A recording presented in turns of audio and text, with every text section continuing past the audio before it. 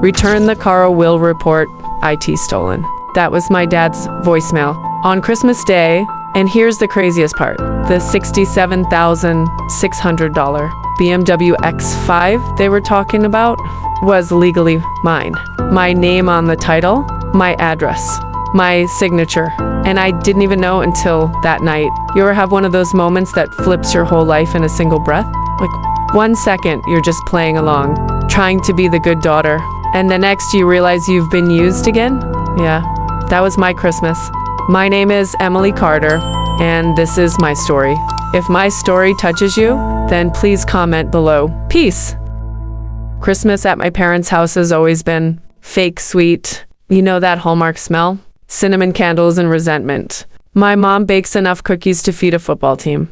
My dad turns on his family man voice, and my sister, my perfect sister becomes the center of the universe. Her name's Melanie. Blonde, shiny, loud laugh that sounds like she's auditioning for a toothpaste commercial. Everyone loves her. I used to. Me, I'm the other one. The practical one. The you'll understand someday kid. That morning I showed up with a pie and low expectations. My mom hugged me like it was a favor she owed. Dad gave me that nod he saves for tax season.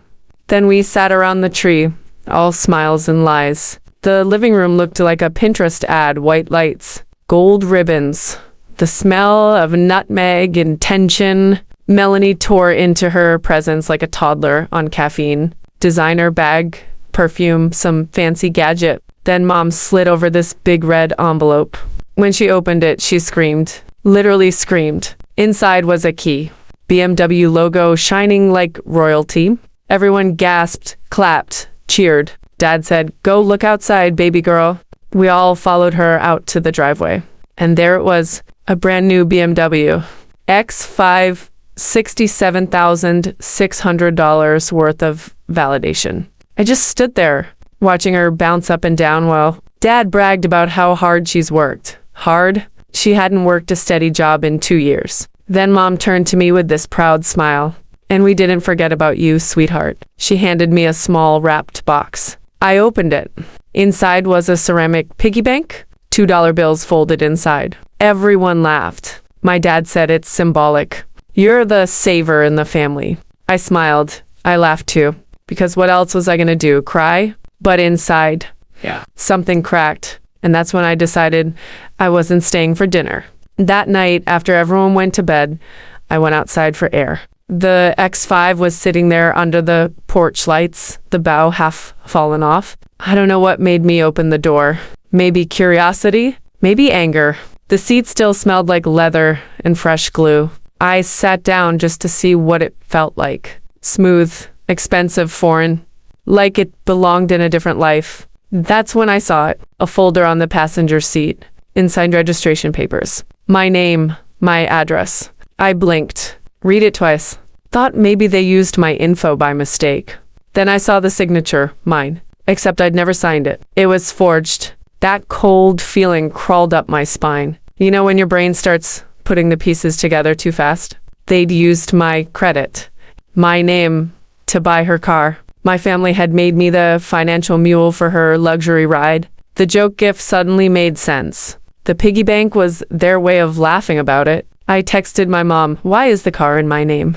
No response. I texted again, "Mom, this is serious." Still nothing. So I sat there in a car that wasn't supposed to be mine, but technically was. And something in me snapped. I started the engine. The sound was smooth, like butter and betrayal. I didn't know where I was going, but I knew I couldn't stay there. So I drove. I drove through empty streets lit by Christmas lights. Past families eating, laughing, doing normal things. And me? I was just done. My phone buzzed halfway down Route 5. It was my dad. I didn't answer. Then came the voicemail. "Return the car or we'll report it stolen." He said it so calm, like he wasn't threatening his own daughter. I listened to it 3 times. Each time, my chest burned hotter. Return the car? Report it stolen? From who? From me? I pulled into a gas station, sat there staring at the steering wheel. I was shaking, not from fear, from the kind of rage that comes when you realize you've been used your whole damn life. I called the dealership the next morning, told them my name, Gave them the VIN number. The woman looked it up. Yes, ma'am, it's under your name. Purchased last week. Paid in full. I asked if my parents could have done that without me. She hesitated. Technically, if they had your info, my signature, they'd forged it. I felt sick. All those years of being the responsible one, paying my own bills, fixing my own problems, being the grown-up. And this was my thank you. They used me because I was convenient. When I called my dad, he brushed it off. Relax. We just needed to put it under someone's name with better credit. We'll handle the payments. I said, you forged my signature, Dad. He laughed. Don't be dramatic. You'll be fine. It helps your sister. Be a team player for once. A team player. I hung up. I didn't say a word because I knew if I did, I'd say something that couldn't be unsaid. Later that day, my mom left me a voicemail. Her voice was soft, syrupy. Sweetheart, please don't make this a big deal. You know how families do things. We'll fix it later. They didn't want to fix it. They wanted me quiet. I wasn't quiet. I called a lawyer. He said, if the title's in your name, it's your car. Keep the documents. Don't return it.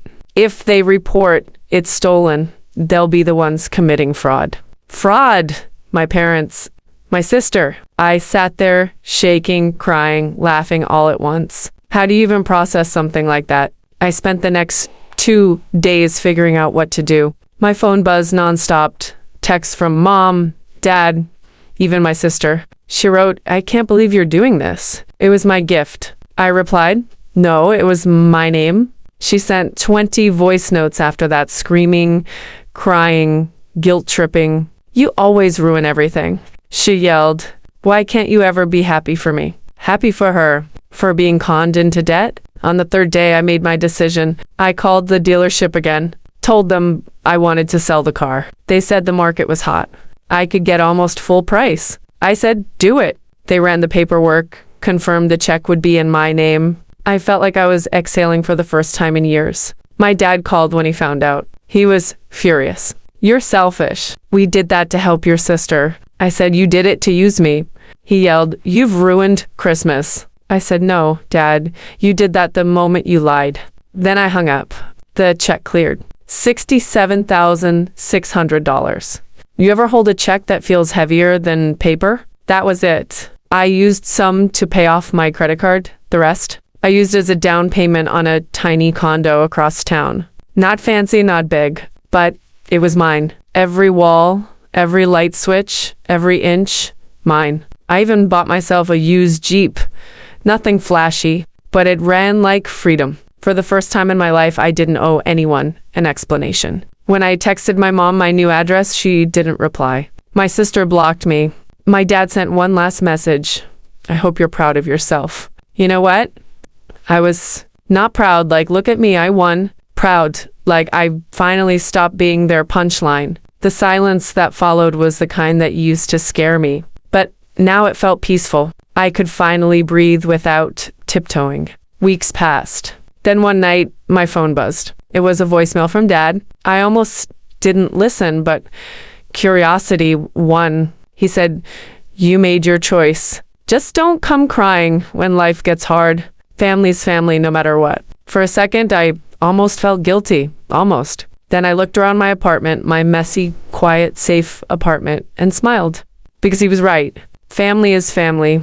But sometimes, family's the first place you learn what love shouldn't feel like. And sometimes walking away is the only way you grow. It's been a year now. I haven't spoken to them since. Every Christmas, I still bake a pie. Still light cinnamon candles. But now it's for me. I hang a single ornament, a little piggy bank. My mom once wrapped with $2 inside. I kept it. It sits on my kitchen shelf. I drop a coin in it every time I do something for myself. Every time I choose peace over guilt. People ask if I regret selling the BMW. No, I regret not seeing the truth sooner. That gift wasn't generosity. It was control, dressed up in glitter and bouts. They thought they could teach me a lesson. Turns out I was the one who learned something. I learned that sometimes the people who claim to love you the most are the ones who drain you the deepest. And the only way to protect your heart is to stop handing it to people who treat it like collateral. That Christmas, They gave me a BMW I didn't ask for, and a piggy bank meant to humiliate me. But what I really got was perspective, freedom, and the strength to finally say, no more. I won't lie, it hurts sometimes. Seeing old photos, hearing songs that smell like pine and guilt, the ache of missing people who never really saw you. But I'd rather miss them than lose myself again. I'm not angry anymore, just awake. If you're listening to this and you've ever felt small in your own family, like your worth had to be earned, I get it. You don't have to set yourself on fire to keep other people warm. You don't have to laugh when they hand you a piggy bank and call it love. You get to choose. And the moment you do, it might hurt. It might break you a little, but it'll also set you free. Now, every time I start my Jeep, I whisper, this one's mine. And every time that little piggy bank rattles when I drop in a coin, it reminds me, I'm building something no one can forge my name onto again. Maybe that's what Christmas is supposed to be about anyway. Not gifts, not guilt, but choosing the life that's actually yours. So yeah, I didn't get the BMW. I got something better, my peace. And that's worth way more than 67 grand.